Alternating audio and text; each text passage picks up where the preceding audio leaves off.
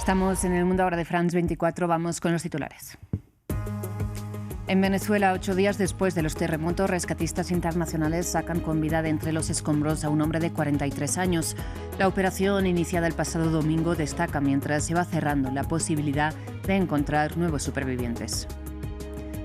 Israel ocupa más del 60% de la franja de Gaza cuando se cumplen 1000 días de los ataques de Hamás del 7 de octubre. Desde entonces, las fuerzas israelíes han matado a más de 73.000 palestinos, incluidos 1 millar desde que rige el supuesto cese el fuego.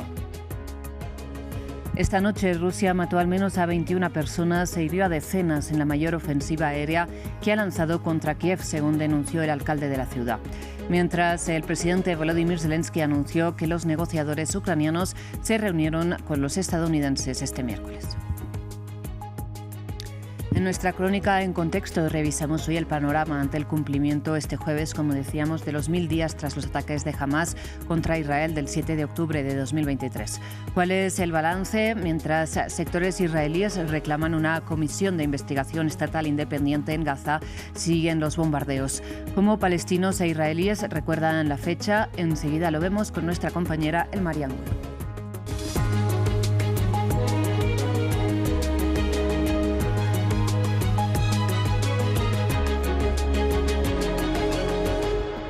Empezamos en Venezuela, donde, como decíamos, un equipo de rescatistas internacionales ha sacado con vida a un hombre de 43 años atrapado entre los escombros desde los terremotos de hace 8 días.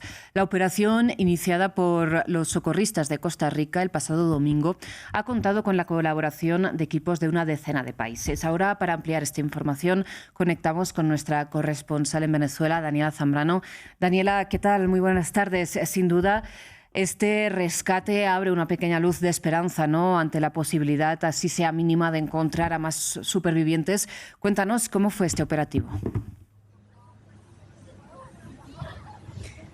Así es, cerca de 7 países involucrados en este rescate, en el que pudo salir con vida Hernán Gil.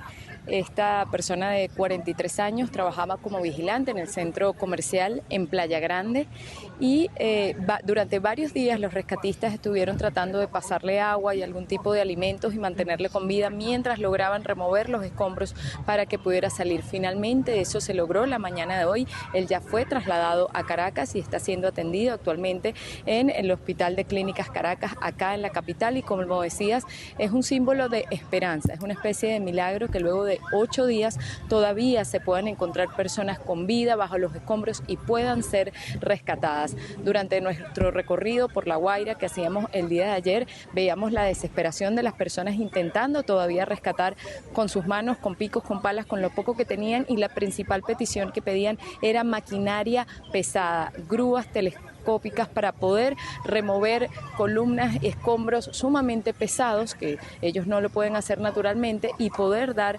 con sus familiares que permanecen sepultados bajo los escombros. Este ciudadano, Hernán Gil, se ha convertido en un símbolo de esperanza para Venezuela, que por supuesto ha vivido esta tragedia, una tragedia que aún no termina. Son miles las familias que han quedado damnificadas. El último balance que daba del gobierno: 2.295 fallecidos, más de 11.000 personas heridas, 12.841 damnificadas y más aproximadamente unos 200 edificios destruidos, aunque según el informe de la NASA esta cifra sería mucho mayor y serían afectaciones de al menos 60.000 edificios. Daniela, por otro lado, has podido recorrer también algunos centros de acopio, ¿no? De acopio de ayuda humanitaria para los supervivientes. Cuéntanos, ¿qué nos quieres destacar? De hecho, me encuentro en uno de ellos, este que es específicamente en Baruta, es un campo deportivo que ha sido acondicionado para que las personas puedan estar aquí. Les voy a mostrar, tienen un área de tiendas de campaña. Aquí particularmente hay muchos niños, hemos visto que hay muchísimo entretenimiento para ellos, lo pueden ver al fondo, una pantalla gigante con comiquitas. Hace un rato veíamos que les hacían un show de Spider-Man y de otras caricaturas, porque tratan de darles un poquito de normalidad entre esta calamidad calamidad. Aquí hemos visto personas que vienen de La Guaira, pero también personas que vienen de zonas aledañas que también fueron sumamente afectadas y no pueden regresar a su vivienda. Aquí hay un módulo de atención primaria, de salud, donde se les brinda también atención médica. Nos dicen que de insumos están suficientes, pero en este momento ellos piensan que esta crisis se puede extender y que van a seguir necesitando los insumos para los próximos días, incluso las próximas semanas, porque hay infraestructuras que han quedado totalmente desplomadas y estas personas no pueden volver a su casa. Nosotros conversamos con algunas de ellas y nos decían que aunque estaban bien atendidos, la principal preocupación es qué va a pasar ahora, quién nos va a otorgar una vivienda, cómo vamos a conseguir una vivienda, a dónde vamos a ir. Daniela, pues muchísimas gracias por acercarnos esta realidad desde Venezuela. Sin lugar a dudas, seguiremos conectando contigo. Cambiamos de tema, vamos ahora a Medio Oriente, y es que se cumplen 1000 días desde el ataque de Hamás a Israel el 7 de octubre de 2023.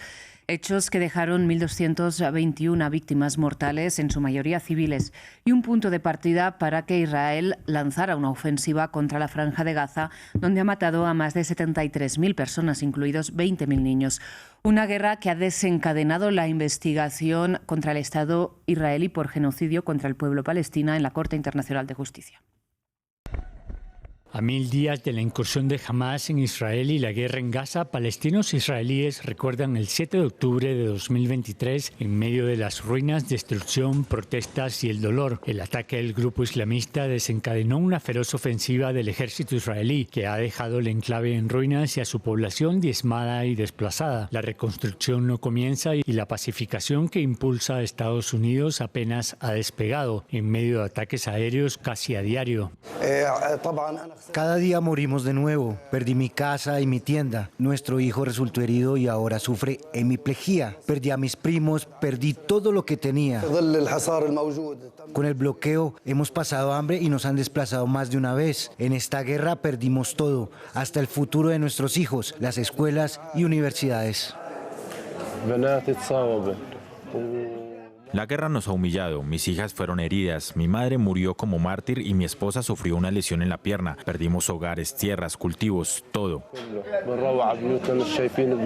Israel ha matado a más de 73.000 palestinos, incluyendo a cientos durante el alto al fuego. Según las autoridades sanitarias, Israel recuperó también los rehenes y cuerpos en Gaza, pero la sociedad está dividida, agotada y enfadada con el gobierno de Benjamín Netanyahu, al que exigen una investigación independiente de los ataques, eventos y decisiones clave. Estamos desconsolados y rotos. Vinimos para exigir que alguien en el gobierno o cualquiera asuma la responsabilidad y pida perdón. Esta es nuestra hija, Shiran, madre de 3 hijos. Ilai de casi 18, Mai de 11 y Ori de casi 14. Han pasado 1000 días como si fueran un solo día.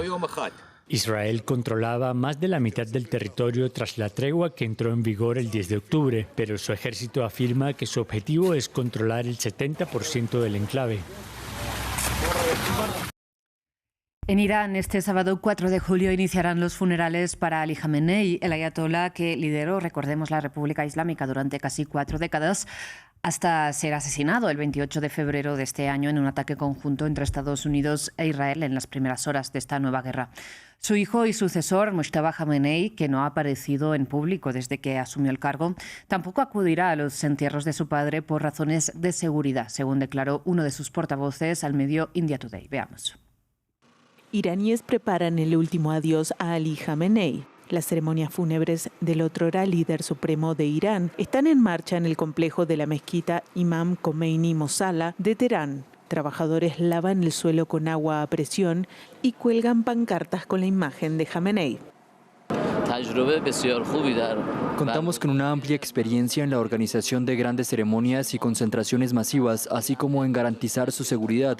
En nuestro país, la seguridad es un asunto integral en el que todos los elementos involucrados contribuyen a su mantenimiento. El fundamento de la seguridad de nuestro país es el pueblo. Y mientras el gobierno organiza las ceremonias, la población se prepara para asistir. En realidad teníamos pensado viajar, pero aplazamos el viaje para poder participar sin falta en la ceremonia. En nuestra universidad hemos creado numerosos comités estudiantiles y los profesores, por iniciativa propia, también participan en la organización de la ceremonia para que se desarrolle de la mejor forma posible. Jamenei murió el 28 de febrero, primer día de los ataques aéreos israelíes y estadounidenses contra Irán. El clérigo, de 86 años, estuvo al frente de la República Islámica durante 36 años. Algunos iraníes no lo consideran una derrota. Si queremos pensar que hemos perdido, no, eso es un error. ¿Cuál es la razón? Nos hemos mantenido firmes, nos hemos opuesto, estamos demostrando nuestro poder a Estados Unidos y a otros países a nuestra manera. Las procesiones fúnebres por Jamenei comenzarán el sábado 4 de julio en Teherán y concluirán el jueves 9 de julio con su entierro en su ciudad natal de Mashhad. Se prevén ceremonias adicionales en el bastión chiita de la ciudad de Qom y en Irak entre estas fechas. Hablamos ahora de la guerra, pero en Ucrania, porque Rusia mató al menos a 21 personas en el mayor ataque aéreo contra Kiev desde que empezó la guerra, según denunció el alcalde de la ciudad. Además, decenas de personas resultaron heridas en la ofensiva nocturna, mientras el presidente Volodymyr Zelensky anunció que ayer miércoles representantes ucranianos se reunieron con los negociadores estadounidenses. Nuestra corresponsal en Kiev, Emanuel Chas, nos amplía. Ha sido una noche horrible para Ucrania y especialmente aquí en Kiev. La capital ucraniana ha sido objeto de un ataque híbrido ruso con drones y misiles. Aquí en Darnitsia podemos ver uno de los lugares más afectados, con este edificio residencial impactado directamente por un misil. En total, cerca de 30 puntos de la capital fueron alcanzados y se declararon varios incendios, algunos de los cuales seguían activos hoy. Así, aquí, como en otros lugares, los equipos de rescate continúan buscando supervivientes entre los escombros y en medio de un intenso episodio de calor y de una creciente preocupación por el estado de la red eléctrica. El Ministerio de la Energía advirtió que en cualquier momento podrían producirse cortes de electricidad aquí en la capital, mientras que otras regiones de Ucrania ya permanecen sin suministro eléctrico como consecuencia de estos ataques. Y el presidente Volodymyr Zelensky, que se encontraba de viaje oficial en Irlanda, interrumpió su visita para regresar a Kiev y para ver la situación con sus propios ojos. Vamos ahora con En Contexto. Y está en el estudio el María Angulo. El María, ¿qué tal? Buenas tardes. Gracias por recibirme, Rosa.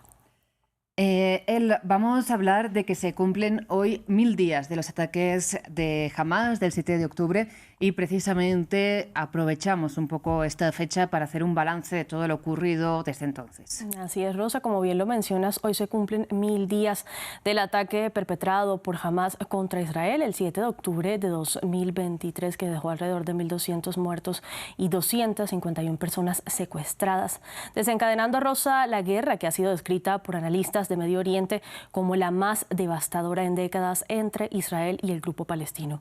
Ante este escenario de conflicto, el panorama sigue siendo de división y de ofensivas israelíes en respuesta por lo ocurrido que no muestran un fin cercano.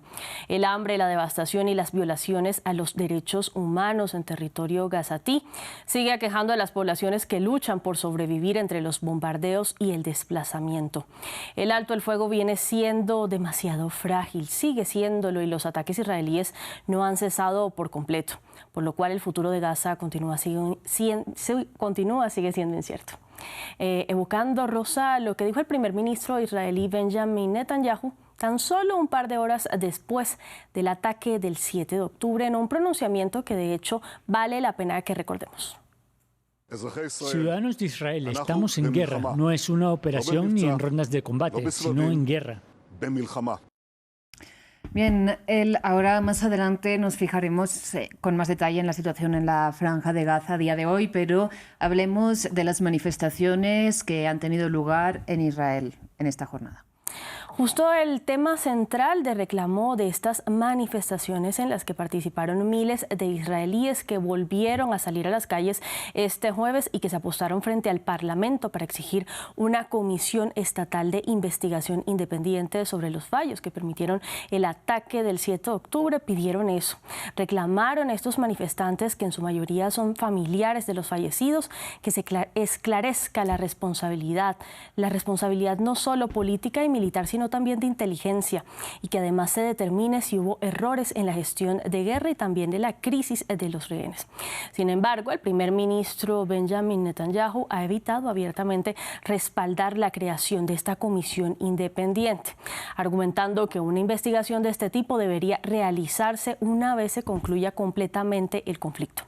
Sus críticos, Rosa, consideran que esa postura lo que busca es retrasar o evitar la evaluación de las decisiones de su gobierno, tal como lo declaró este jueves el líder de la oposición, Yair Lapid. El gobierno no quiere que esto suceda porque saben cuáles serán las consecuencias. Si se lleva a cabo una investigación seria, a diferencia de lo que intenta hacer ahora, tendrán que responder a la pregunta de quién era el primer ministro el 7 de octubre, quién formaba parte del gobierno el 7 de octubre, quiénes integraban el gabinete ese día y quién debía desempeñar sus funciones y no lo hizo. A la par de las protestas que vimos con pancartas y fotos de los fallecidos, fue instalada, Rosa, también esta muestra artística en una playa en Tel Aviv ubicada ante el edificio del consulado estadounidense. Esta intervención dibuja sobre la arena los números 7 en blanco y 1000 en rojo, que representan justamente los días que han pasado desde los ataques. Y mientras tanto, en la Franja de Gaza, a pesar del cese el fuego vigente supuestamente sobre el papel desde octubre pasado, Israel mantiene los ataques y también amplía la ocupación del territorio. En efecto, Rosa, de hecho, ante este panorama, el balance en materia de muertes sigue en aumento, con más de 73.000 fallecimientos de gazatíes en medio de los ataques de las fuerzas de Israel. En hechos que, a la luz de la Comisión Independiente de la ONU, han sido calificados como un genocidio por los ataques que describen como deliberados por parte de las tropas israelíes en contra de menores gazatíes. Los más afectados siguen siendo las mujeres y los niños, tal como lo recuerdan hoy testimonios como el de esta mujer gazatí que desde el terreno denuncia lo que viven. Todo nuestro ánimo ha desaparecido, incluso nuestra esperanza. Nuestros hijos no están recibiendo una educación como la del resto de niños, sin comida, sin bebida, sin estabilidad y sin descanso. Vivimos en la calle, en una casa que no es una casa. La ONU y organismos humanitarios advierten que más de 2 millones de personas continúan desplazadas y enfrentan una crisis humanitaria sin precedentes.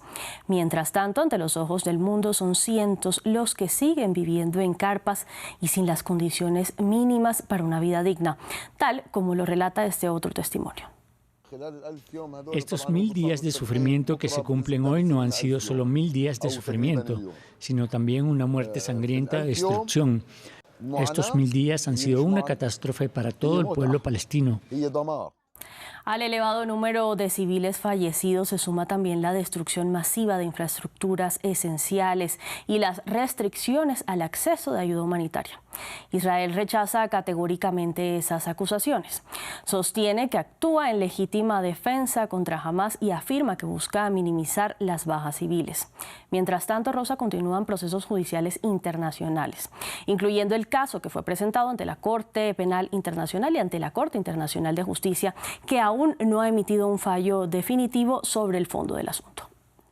Bien, y todo esto, a pesar de que, como decíamos, no hay un acuerdo de cese el fuego supuestamente vigente que tenía que desencadenar en la retirada de las tropas israelíes, el desarme de Hamás, la reconstrucción de la Franja de Gaza, Donald Trump, recordemos, proclamó que había logrado la paz en Medio Oriente después de miles de años. Pues en la práctica, ¿qué está pasando? En la práctica es muy diferente el panorama. En efecto, desde el inicio de la guerra se han alcanzado acuerdos que, como bien lo mencionabas, principalmente son de alto el fuego. El primero de ellos fue en noviembre de 2023, que permitió la liberación liberación parcial de rehenes y prisioneros durante algunos días. El segundo comenzó en octubre de 2025 y ha reducido la intensidad de los combates, pero no han cesado por completo. Las hostilidades y los ataques esporádicos continúan. Ambos han sido muy frágiles, como bien lo mencionabas, porque persisten desacuerdos fundamentales sobre lo que será el futuro de Gaza. El desarme de Hamás, la presencia militar israelí, la reconstrucción del territorio y las garantías de seguridad para ambas partes. Además, la denominada Junta de Paz, impulsada justamente por el presidente estadounidense Donald Trump, no ha logrado consolidar un acuerdo político que sea en realidad duradero. De cara a las elecciones legislativas de medio término en Estados Unidos, Rosa, se espera que la política hacia Israel, pero hacia Gaza también siga siendo un tema interno de debate fuerte, lo que podría sin duda influir en la presión diplomática de Washington para mantener o renegociar el actual cese de hostilidades. Pues muchísimas gracias por esta crónica de En Contexto. Gracias a ti por recibirme, Rosa. Nosotros vamos con Ciencia y Tecnología.